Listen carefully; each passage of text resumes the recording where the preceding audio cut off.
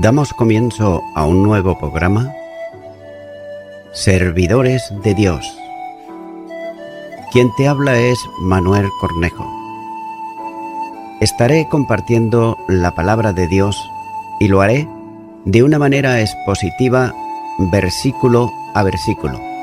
Y en esta ocasión será en el Evangelio de Marcos, capítulo 8 y versículo 35, donde dice: Porque todo el que quiere salvar su vida, la perderá, y todo el que pierde su vida por causa de mí y del Evangelio, la salvará.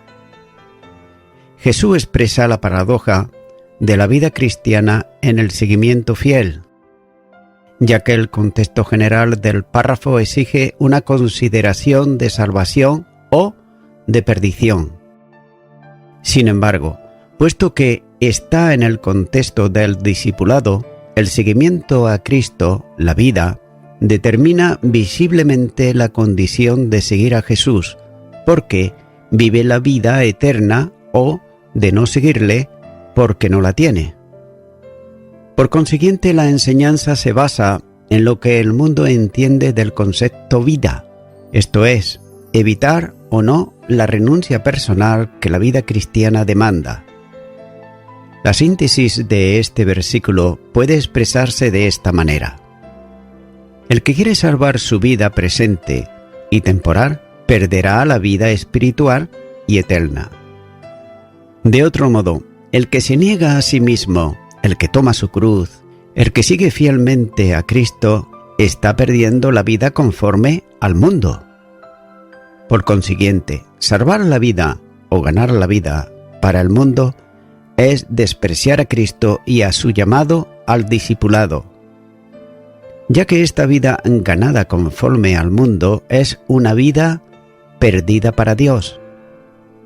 Y note cómo Marco usa para referirse a vida la palabra que literalmente se refiere a psiquis, que en cierta medida tiene que ver con el elemento que vitaliza al cuerpo y que generalmente se suele traducir por alma, indicando que Jesús se estaba refiriendo a la persona integral, es decir, a todo lo que tiene que ver con el ser humano. Jesús enseña que hay algunos que quieren salvar su vida en el sentido temporal y humano. La vida del hombre sobre la tierra es corta y es, además, efímera. Y son muchos los ejemplos de esto que aparecen en las Escrituras, a compararla con un correo o nave veloz que pasan de largo. Note lo que dice Job, capítulo 9 y los versículos 25 al 26, donde dice: Mis días han sido más ligeros que un correo, huyeron y no vieron el bien, pasaron cuan nave veloces, como el águila que se arroja sobre la presa. A una flor de primavera que nace y al mismo tiempo también es cortada, como sigue diciendo Job, pero ahora en el capítulo 14, versículo 2, donde dice: Sale como una flor y es cortada, y huye como la sombra y no permanece. A la niebla del principio del día que se desvanece pronto con el sol de la mañana, el rocío de la madrugada, que sigue el mismo curso, a una mota de hierba que el viento arrojó sobre una era, al humo que sale de la chimenea y desaparece en el aire. Oseas, capítulo 13 y versículo 3 dice: Por tanto, será como la niebla de la mañana y como el rocío de la madrugada, que se pasa, como el tamo que la tempestad arroja de la era y como el humo que sale de la chimenea. Sin duda que la vida presente del ser humano es corta y termina, ya que todo cuanto se alcance en ella deja de ser válido a la muerte de la persona. Y de ahí que Jesús establezca un contraste entre la vida temporal y la vida eterna. La vida temporal es como un punto de arranque en una línea que llega al infinito, que es la vida eterna. Algunos, sin embargo, centran todo su interés en vivir la vida temporal, es decir, la efímera y corta y pasajera, como si fuera la única forma de vida posible, que es, por otro lado, la vida cómoda, la vida provechosa, que favorece y exalta al yo personal. Ya que el único modo de salvar esa vida es renunciando a Jesús y no aceptando su demanda de discipulado en el seguimiento fiel de su persona. Estos, sin embargo, perderán la verdadera vida, que es la eterna, al estar lejos de aquel que no solo da, sino que es la vida eterna, como dice Juan capítulo 3, versículo 16. Y los tales son lanzados a la muerte definitiva, es decir, la segunda, en un perpetuo vivir en muerte o morir viviendo, desalojados de la presencia de Dios y además arrojados al infierno perpetuamente. Estos son los que nos señala la palabra de Dios, que dice que son los cobardes, que por egoísmo propio renuncian al seguimiento a Cristo, que conlleva dificultades en la vida temporal, quienes les será negada la entrada a la vida eterna. Note lo que dice Apocalipsis, capítulo 20 y versículo 10, donde dice: «Y el diablo, que los engañaba, fue lanzado en el lago de fuego y azufre, donde estaba la bestia y el falso profeta, y serán atormentados día y noche por los siglos de los siglos».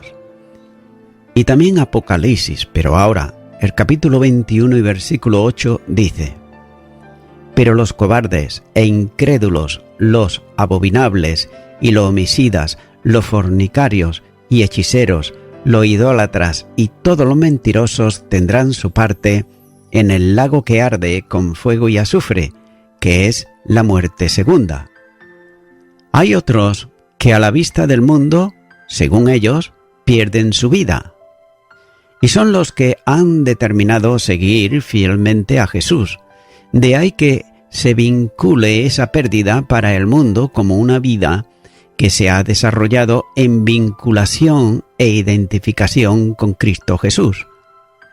Ese es el énfasis que se hace aquí, cuando dice «por causa de mí».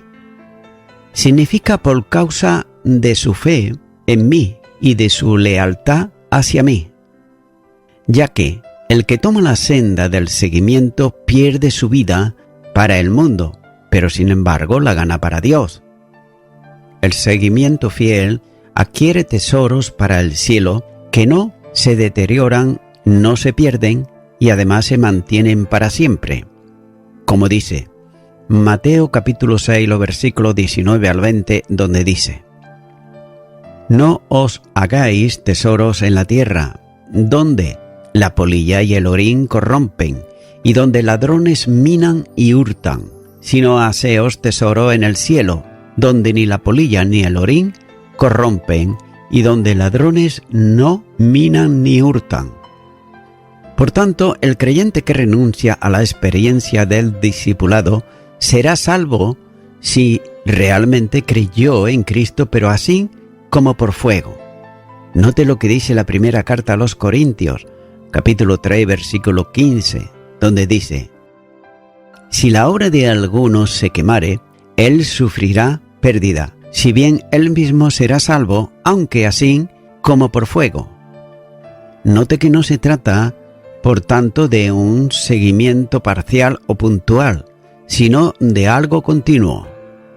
Junto con el compromiso de seguir a Jesús está además el compromiso con el Evangelio, ya que identificarse con Jesús trae como consecuencia predicar el Evangelio, no solo con palabras, sino también con obras que lo hacen visible.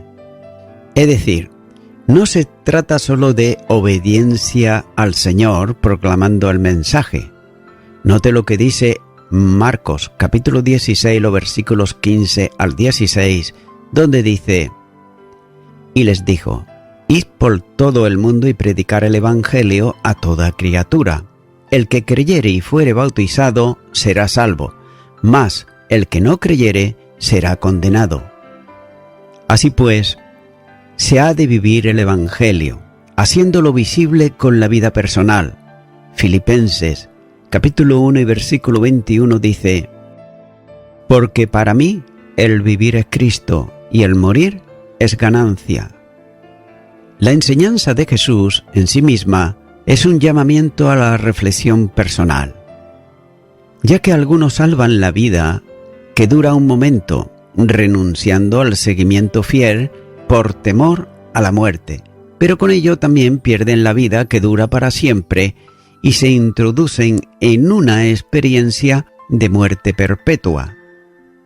Por el contrario, hay otros que, decididos al seguimiento del crucificado Señor, pierden la vida temporal para ganarla definitivamente en la dimensión gloriosa y disfrutarla junto a quien ha seguido por toda la eternidad. Y estos que renuncian a su vida por seguir a Jesús, viven en el Espíritu de Jesucristo mismo, orientados por Él mismo, pensamiento que hubo en Él.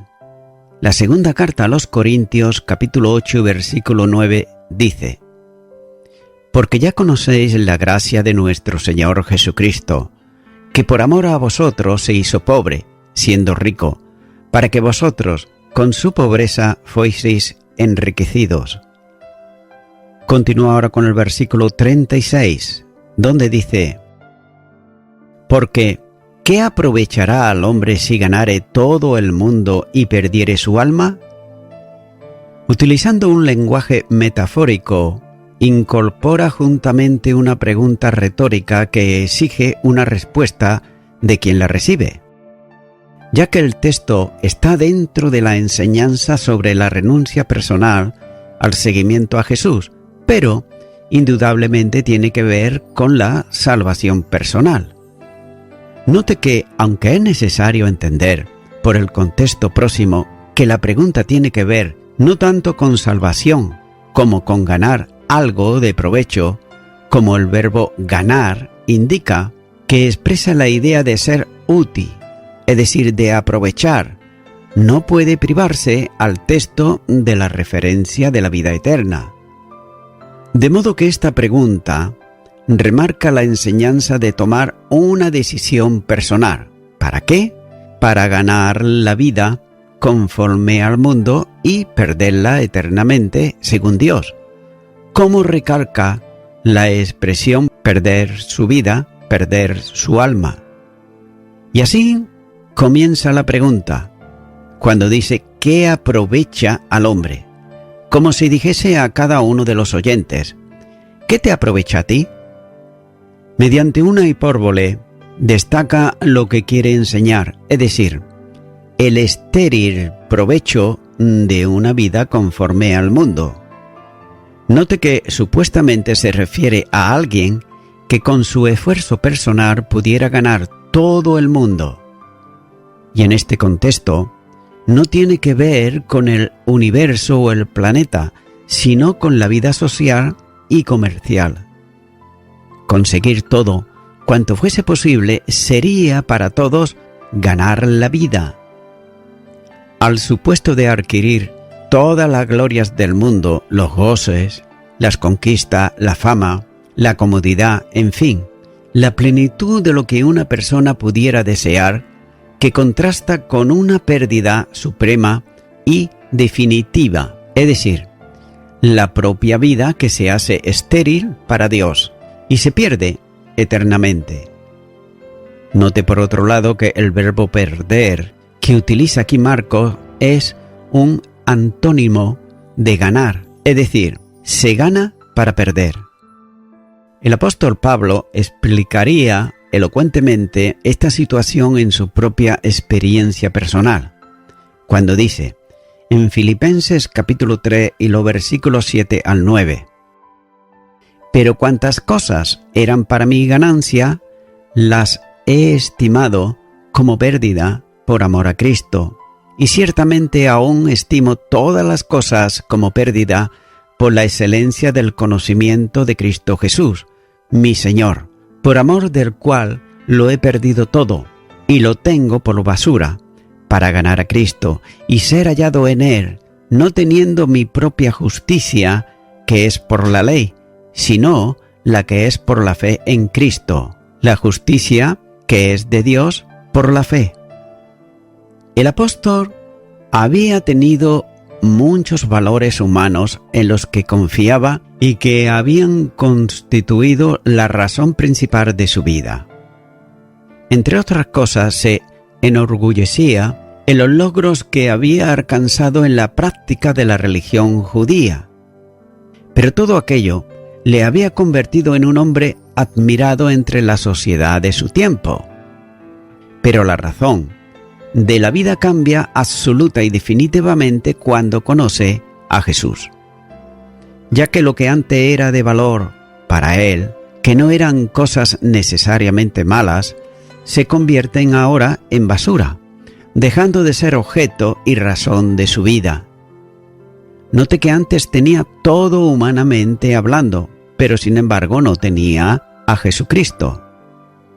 Luego tenía a Cristo y con él todas las riquezas, herencia y tesoros celestiales, pero no tenía una vida conforme al pensamiento del mundo, ya que su vida temporal dejó de ser estimable a sus ojos, escogiendo el seguimiento a Cristo y su vituperio, aunque le acarrease la continua persecución e incluso la muerte, como señala Hechos de los Apóstoles, capítulo 14, versículo 5, versículo 19 y capítulo 20, versículo 3.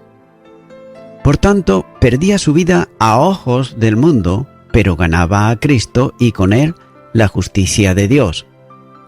La bendición en el presente y la vida eterna están contenidos en ese ganar a Cristo, que no significa solo tener a Cristo, sino apropiarse de él, es decir, hacerse una unidad con él y vivir la vida de él, como dice, resumiendo esta forma de vida, ser hallado en él. Esa es la enseñanza de Jesús por medio de la pregunta reflexiva, cuando dice: ¿qué aprovechará al hombre si gana todo el mundo y pierde su alma? Y note que la respuesta no puede ser otra que nada. Continúa ahora con el versículo 37, donde dice: ¿o qué recompensa dará el hombre por su alma?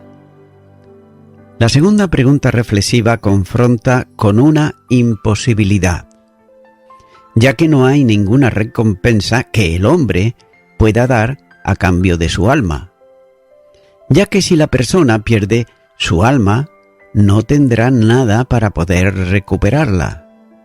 De otro modo, Marco usa el sustantivo que comporta la idea de dar algo a cambio, de modo que la pregunta sería: ¿qué podrá dar a cambio por su vida? Si es condenada a causa del pecado, no hay nada que pueda extinguir la deuda contraída con la justicia de Dios. La responsabilidad penal del pecado es inextinguible por el hombre, porque no hay valor que pueda redimir su vida. Por tanto, la pregunta de Jesús exige más que una respuesta, mucho más que una reflexión. Exige una decisión personal. La pregunta es si hay algo que pueda hacerse por la salvación del alma. Y la respuesta no puede ser otra que esta: nada. Por parte del hombre, ejercer la fe salvadora que el Espíritu genera en el corazón, depositándola en el Salvador. El secreto de la vida presente y de la eternidad está en tener o no tener a Cristo como Salvador personal, ya que solo el que tiene al Hijo tiene la vida, como dice la primera carta de Juan, capítulo 5 y versículo 12. La vida eterna no consiste en lo que la persona haga o deje de hacer, sino en lo que hizo el Hijo de Dios por cada uno de los hombres. Así que el que cree en el Hijo tiene vida eterna, pero el que rehúsa creer en el Hijo no verá la vida, sino que la ira de Dios está sobre él. Juan capítulo 3 y versículo 36. Continúa ahora con el versículo 38, donde dice: Porque el que se avergonzare de mí y de mis palabras en esta generación adúltera y pecadora, el Hijo del Hombre se avergonzará también de él, cuando venga en la gloria de su Padre con los santos ángeles. La enseñanza de Jesús llega a una conclusión como se aprecia en la construcción de la primera frase, traduciendo como porque si alguno o porque cualquiera. Note que la expresión es una forma conclusiva de la que equivale a por tanto. El que renuncia a vivir la vida conforme a Cristo, éste será avergonzado de él. El verbo avergonzarse es la forma intensiva de que en voz pasiva indica tener sentimiento de vergüenza por algo. Avergonzarse de él es igual a no hacer lo que demanda, es decir, seguirle y tomar la cruz, como señala el versículo 34. También es el tener en poco lo que pide, es sentirse tan lleno de uno mismo que Cristo no tiene nada de valor. Avergonzarse es lo contrario a sentirse orgulloso. Pero añade también que avergonzarse de él conlleva el avergonzarse de sus palabras. Antes se refirió al sufrimiento que se produciría en aquel que le seguía y creía en él, Evangelio. Por tanto, el mensaje no puede estar separado de la persona, ya que avergonzarse de Jesús es avergonzarse también de sus palabras. Sus palabras son vida, comunicando el único camino de salvación y la única forma de vida conforme a la voluntad de Dios. El testimonio del hombre es de vergüenza o de identificación con Jesús, en esta generación la que califica de adúltera y pecaminosa. Note por otro lado que el calificativo adúltera en el contexto histórico de los tiempos de Jesús se aplicaba como habían hecho los profetas a la nación de Israel, que habiendo dejado de seguir a Dios, adorándole como el único y verdadero, seguían ahora sin embargo a los ídolos, prostituyéndose espiritualmente con ellos. Israel era considerada como la esposa de Yahvé, de modo que esta esposa infiel, inclinada a otros dioses, tenía un comportamiento adúltero con él, ya que era desleal a sus obligaciones y también a sus compromisos. Pero note que además de adúltera, la generación recibe el calificativo de pecadora o pecaminosa, en el sentido de una generación rebelde a las demandas del Hijo de Dios.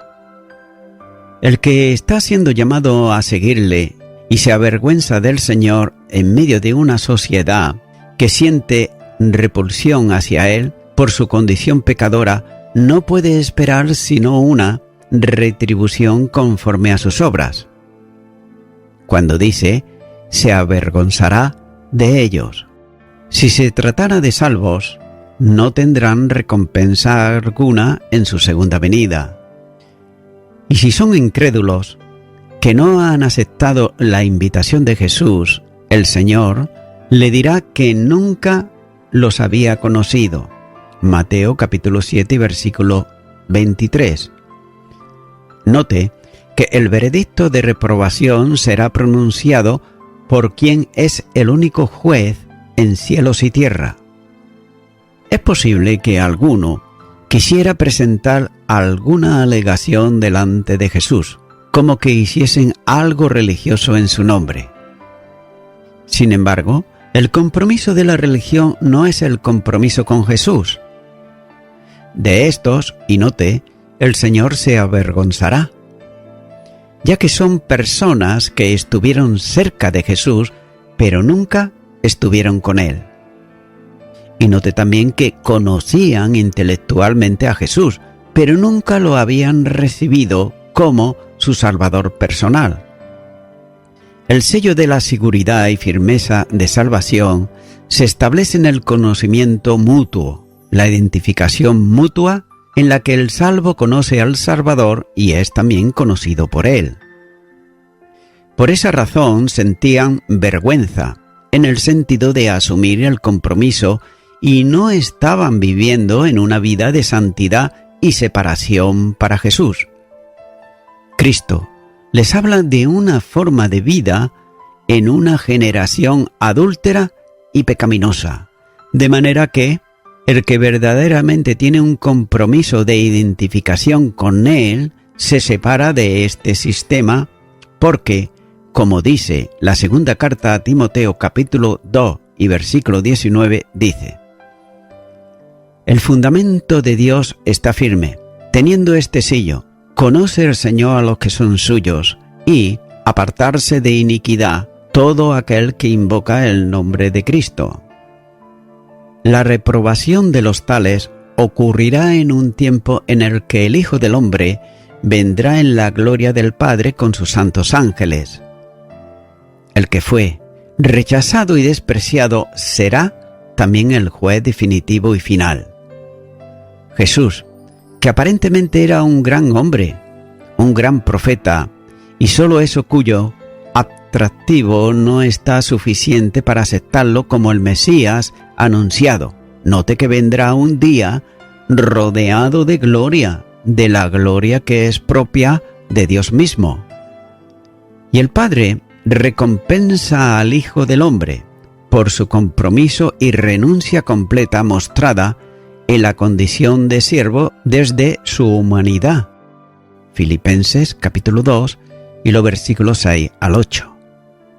A esta humanidad sin atractivo concedió Dios ser revestida con la gloria que corresponde a la deidad, en la que esta humanidad subsiste.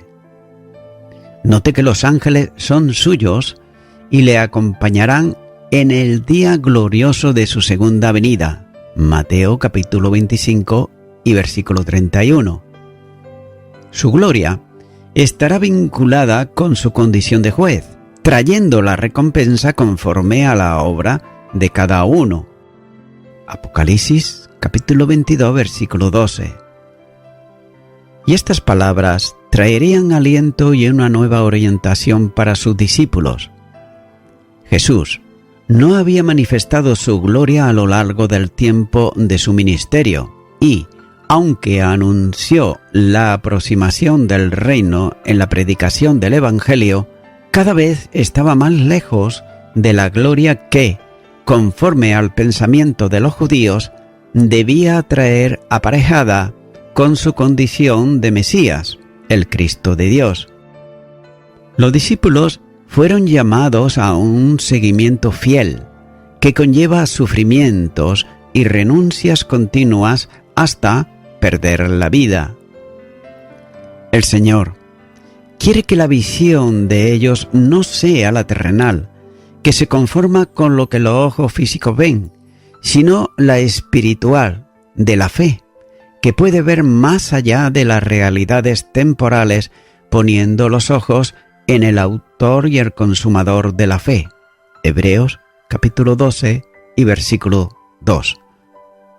Contemplando la gloria del Señor, en la que también nosotros seremos glorificados, aporta los elementos de estímulo necesarios para correr la carrera puesta delante de cada creyente en la senda del compromiso con Cristo, sabiendo que los sufrimientos, tribulaciones y pruebas pasajeras que se experimentan en la senda del compromiso producen una vez más excelente y eterno peso de gloria.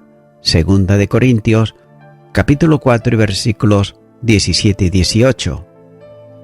También es necesario recordar que la vinculación de la enseñanza de Jesús tiene que ver con salvar o perder la vida. En el sentido soteriológico, la entrada al reino de los cielos, en el estado eterno, dependerá solo de estar revestido con la justicia de Cristo, ya que la negación a esa entrada consiste en presentarse revestido de la justicia propia y personal. Note esto, y es muy importante. Sin Cristo no hay salvación. Hechos de los Apóstoles, capítulo 4 y versículo 12. Ya que no se trata en este sentido de recompensa, porque la salvación es sólo por gracia mediante la fe y no como pago de la acción del hombre. Efesios capítulo 2 y los versículos 8 y 9. Sin embargo, tampoco debe de olvidarse que para los no salvos habrá distintos grados de castigo, como dice Lucas capítulo 12, versículo 47 y 48, muchos azotes, azotado poco. Y voy concluyendo con esto. Esta sociedad actual es una generación adúltera porque suele ser adoradores de ídolos, adoradores de familia, de trabajo y hasta de ellos mismos. Y también es una generación pecadora porque está en contra de Dios y en contra de su palabra, dictando leyes que están absolutamente en contra de la voluntad de Dios y haciendo ellos aquello que Dios no quiere que se haga en la tierra. Amigo y amiga oyente, tal vez tú seas una de estas personas, aunque no lo digas, que eres una persona que adoras, no ídolos hechos de barro, de plata o de oro, sino ídolos que estás adorando, por ejemplo, a ti mismo, al trabajo, a la familia, al deporte, etc. Y también puedes que seas, y seguro que lo eres, como toda la humanidad, una persona pecadora, esto es, que está en contra de la ley de Dios, absolutamente, y lucha en contra de Dios. Esto quiere decir que estás en rebelión con Dios. Por tanto, amigo y amiga oyente, solo Jesucristo te puede reconciliar con Dios, y esto es, viniendo a Él en oración y pedirle perdón por tus pecados para que Él así pueda perdonarte, darte salvación y vida eterna. Ora conmigo y repite ahí a donde estás y di: Señor Jesucristo, te confieso que soy una de esas personas adúltera y pecadora.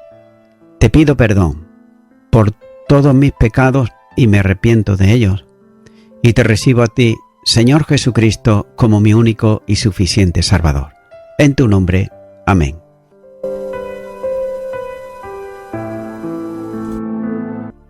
Amigo y amiga oyente, si tú has hecho esta oración de corazón, te recomiendo que comiences a orar a Dios, en primer lugar, en el nombre del Señor Jesucristo.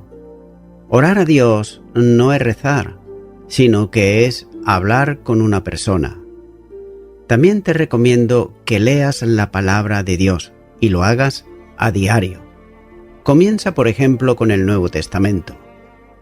Y también, por último, te recomiendo que para que puedas crecer espiritualmente, te congregues en una iglesia cristiano-evangélica, donde se predique, se enseñe y se practique la sana doctrina y la palabra de Dios.